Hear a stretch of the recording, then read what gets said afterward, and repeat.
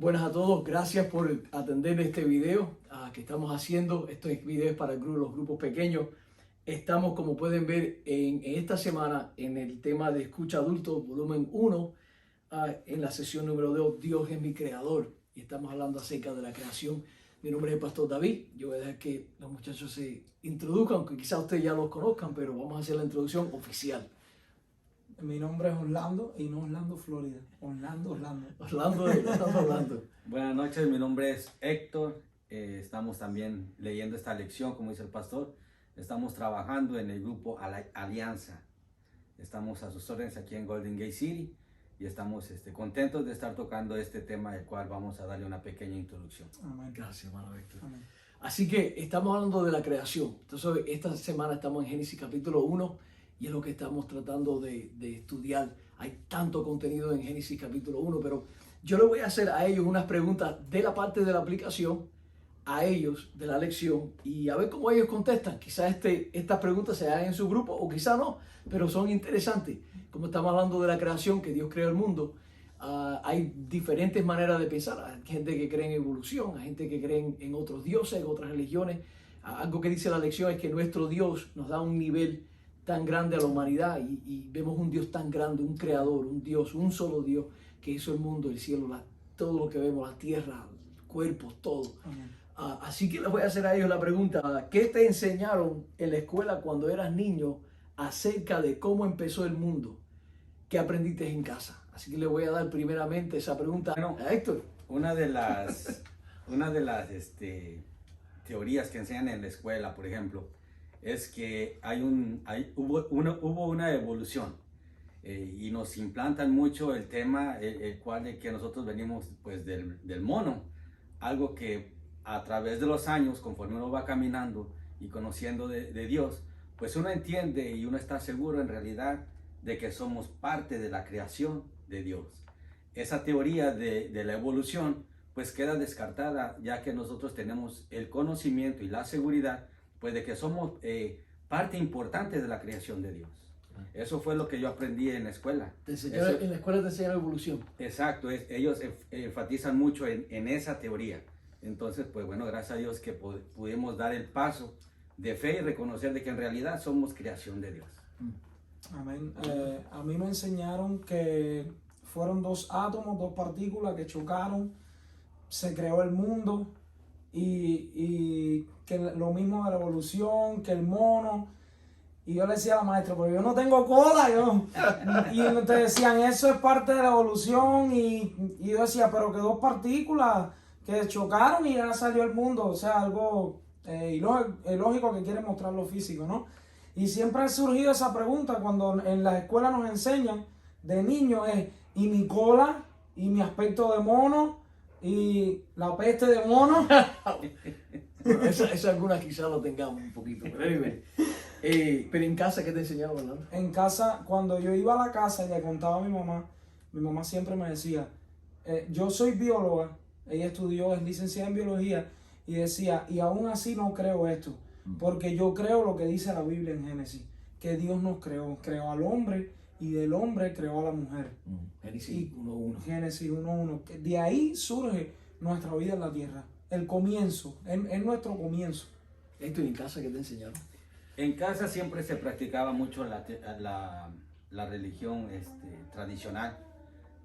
La abuela era católica, entonces siempre decía que todo lo que pasaba era porque Dios lo permitía. En la casa en sí no se hablaba de otro tema más que la importancia pues de que Dios existe, sí. No fue un tema tan profundo en cuanto a las teorías y digamos en la casa siempre se decía que Dios era el autor de la vida. Ahora, ¿tú crees que creer que Dios existe o creer que Dios no existe influye en el propósito de un ser humano? Sí. ¿Qué tú piensas, Orlando? Es que nosotros nos movemos según nuestras creencias. O sea, y si mi propósito es alcanzar el reino de los cielos, si no existiera, si yo no creyera en el reino de los cielos, ese no puede ser mi propósito. Si mi propósito no fuera predicar la palabra en las calles, si yo no creyera en Dios y esta no fuera mi creencia, entonces no existiera ese propósito. Porque el propósito depende de lo que tú crees. De lo que tú crees. Entonces no puedes ir a un lugar en el cual tú no estás convencido de que está ese lugar. Si tú no estás convencido y no crees que eso existe, no puedes ir ahí. Tienes que tener esa fe en el corazón. Exacto. Para poder hacerlo. Y Héctor, ¿qué tú piensas de eso? ¿Qué tú piensas? Sí, yo me he encontrado con esas dos diferentes opiniones. En este caso con personas que dicen que Dios no existe. Pero también me he encontrado con las personas que dicen Dios existe. Y lo que ha pasado en las vidas de esas personas, pues testifican de un Dios que existe, que es real. Entonces eso le beneficia a esa persona. El hecho de saber, el hecho de estar seguro de que Dios existe, le ha beneficiado, ha sido a favor de él. Exacto. En cambio, a las personas que dicen que Dios no existe, pues no tienen con qué probar que Dios no existe, porque bueno, en momentos en momentos que suceden que algo sucede en sus vidas, es cuando ellos, ay Dios mío, o sea, aún ignorando de que Dios existe, en un momento dado ellos reconocen que Dios existe. Exacto. Entonces ahí nos damos cuenta el beneficio que tiene el saber que Dios existe y el beneficio que tiene,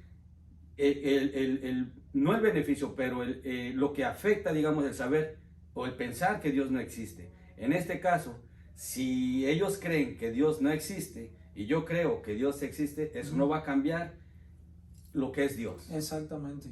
Eso no va a cambiar. Dios no se limita a lo que yo crea o a lo que la persona crea. Dios es Dios y Dios es el creador. Exacto. Es que, y aún así, vamos a suponer que la persona nos diga, para mí Dios no existe.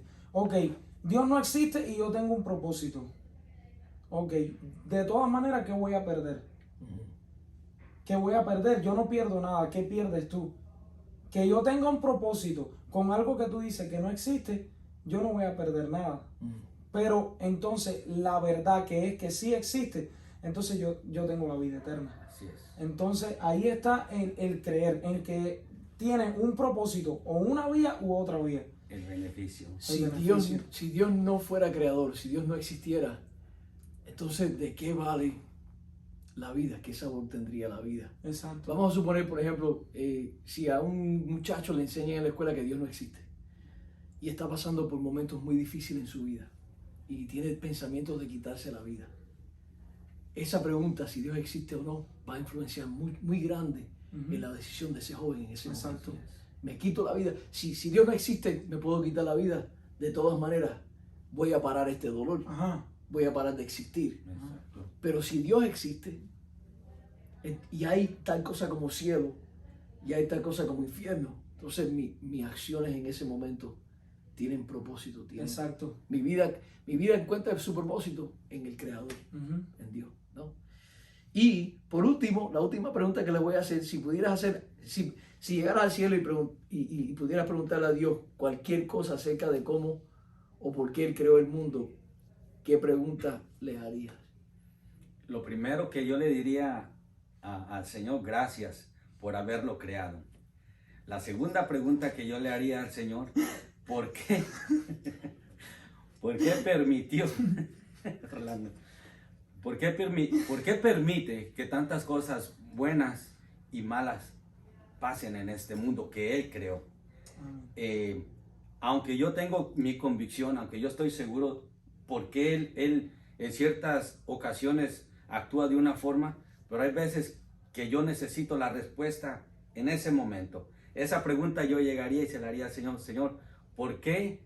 ¿Qué te motivó crearnos a nosotros? Y después, ¿qué fue lo que impidió o lo que detuvo el plan que tú tenías en mi vida, digamos? ¿Me entiendes? Porque a veces estamos tan ansiosos de lo que queremos y en ciertas ocasiones no lo recibimos en el momento que lo queremos, y entonces yo le haría esa pregunta a mi Padre, porque yo sé que Él me va a entender. Porque yo soy creación de Él. Porque dice que nosotros fuimos la obra maestra. Él hubiera terminado con la creación si Él hubiese querido. pero por amor, por misericordia, por bondad, es que nos permitió estar en este mundo y ¿sabe? Disfrutar de su creación, porque su creación es linda, es perfecta. Esa pregunta yo le haría al Señor. Yo me reía porque yo pensaba que era otra pregunta, pero eso va a ser detrás de cámara. La pregunta que yo le haría era, o sea, ¿qué pensó él cuando fue a crear el mundo? O sea, como un arquitecto tiene su plano, o sea, ¿qué plano él ideó? O sea, porque es algo tan perfecto, o sea, cómo todo puede combinar, ¿por qué el agua no tiene color, pero la vemos azul o verde? Depende del color del cielo. ¿Y por qué tantos animales? ¿Y por qué las parejas? O sea, ¿qué diseño tuvo él en su mente? O sea, arquitectónicamente. O sea, ¿qué pensó? ¿Cómo fue? ¿Cómo lo diseñó?